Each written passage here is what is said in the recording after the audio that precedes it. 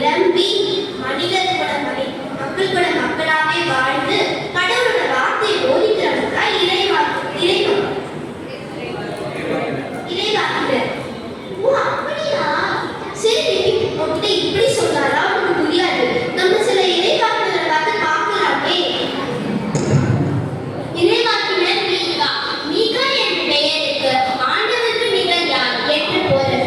இறைவன் நகர பலிகளையோ ஆட்டுக்கிடாக்களையோ குழந்தைகளையோ காணிக்கையாக கேட்கவில்லை.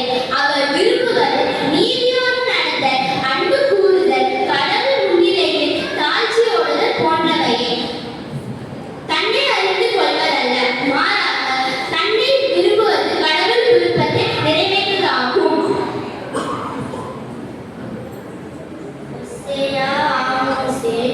இறைவாக்கு பணிக்கு வாரிசு என ஒசேயாவை அழைக்கலாம்.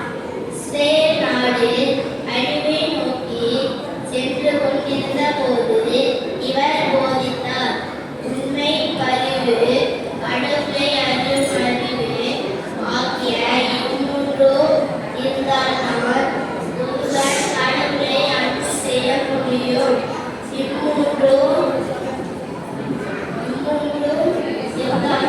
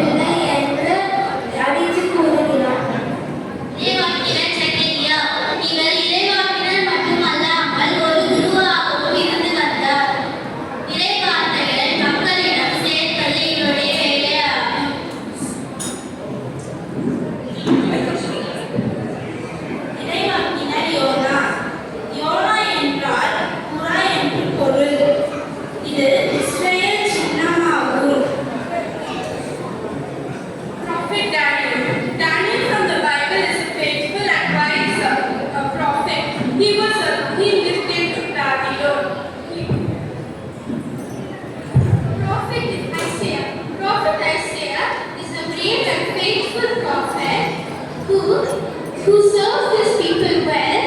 He trusted in God and God, he listened to God's word even when others didn't listen to God. அப்போ வெறும் எட்டே வாக்கினர் தான் இருக்காங்க தாசி? இல்ல கிட்டி, பைபிள் நிறைய இறைவாக்கினர் இருக்காங்க. அப்போ பைபிளோட அவ்வளவுதான் இறைவாக்கினர்கள் எல்லாமே முடிஞ்சுட்டாங்களா? இல்ல கிட்டி, கிறிஸ்தவர் எல்லாமே இறைவாக்கினர் இருக்காங்க. ஏன் நீயும் நானும் கூட இறைவாக்கினர் தான். அதே நம்மளே இறைவாக்கினர். இப்ப பாரு, நான் உனக்கு இறைவாக்கினர் பார்த்து சொல்லி கொடுத்தேன். இதே மாதிரி தான் எல்லாரும் குடும்பத்திலையும் அவங்க அப்பா அம்மா அவங்க பிள்ளைகளுக்கு பைபிள்ல உள்ள திங்ஸ் எல்லாம் சொல்லி கொடுப்பாங்க. அப்ப எல்லா கிறிஸ்தவர்களுமே இறைவாக்கினர் தானே?